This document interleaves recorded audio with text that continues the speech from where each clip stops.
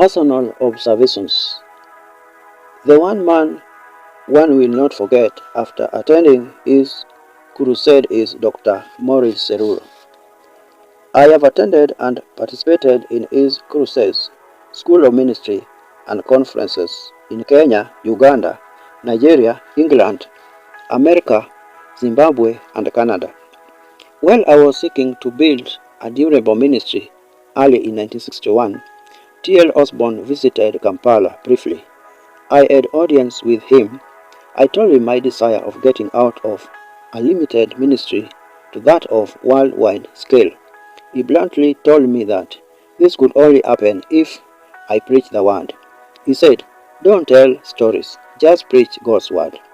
By 1963, I went to remote Kigezi district, Uganda, with my wife and son. I spent almost a whole year reading God's word and praying. It was from there that God propelled our ministry to countrywide adventure that included colleges, high schools, hospitals, non-Pentecostal denominations opened doors. The Pentecostal message received a new picture. Little did I realize that this was only training for a worldwide ministry that Dr. T.L. Osborne had predicted would take place later. My full engagement at Dr. Maurice Seruro crusades were in Lagos and Ibadan, Nigeria, in early 1970s. I do recall vividly in Ibadan city how he stood there before what the police said was the largest religious gathering in the history of the city. 86,000 people had passed through the gates to the stadium. The man of God stood there with these words, "I'm not representing any earthly government or any religious organization, but I stand here tonight to represent the King of Kings and Lord of Lords, Jesus, the resurrected Son of the living God." And the stadium was still. Then he asked a question. How many of you would like to hear God's voice tonight? The sea of hands went up. From then on, it looked and sounded like Dr. Seruro had made an agreement with those thousands that no one would do anything without hearing from him. An attempt to describe the Seruro Crusade may fail to convey the true meaning about what really happens. It feels like someone suddenly turned on the key in the heavens. To me, the greatest miracle in the Seruro Crusade is the presence of Jesus Christ. The other miracles like blind eyes opening etc. are obvious. Come years later, the people still talk about the crusade. The church suddenly burst out with new life, fire, and zeal to live for Jesus. Revival in church broke out after the crusade. In this sense, the two men I have mentioned are not mere evangelism. These are my personal observations from the ringside seat.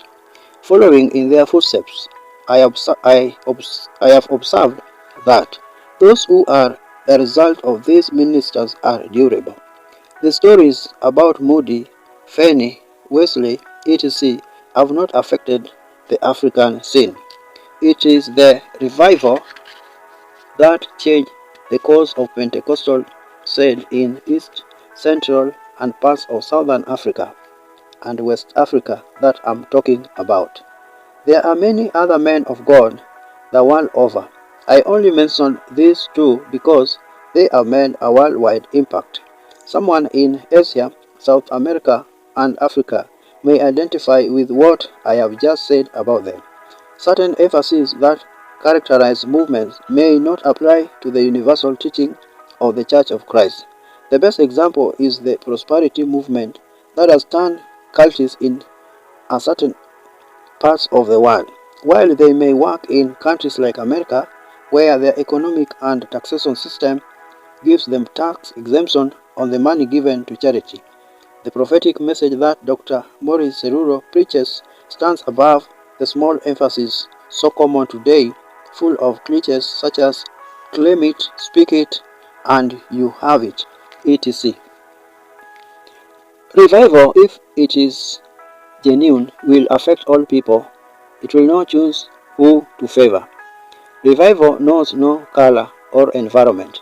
If it works in Africa, it can and will work in China. It will not be confined to world developed centers. Thus, the message that the revival prophets preach must be broad and accommodating.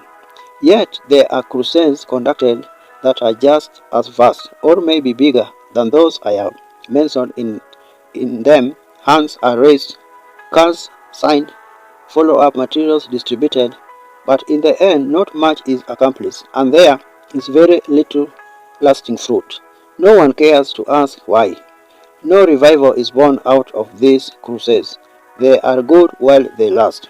While maybe comparisons may leave a bad taste, yet we will not get answers to questions as to why we may not witness a lasting revival.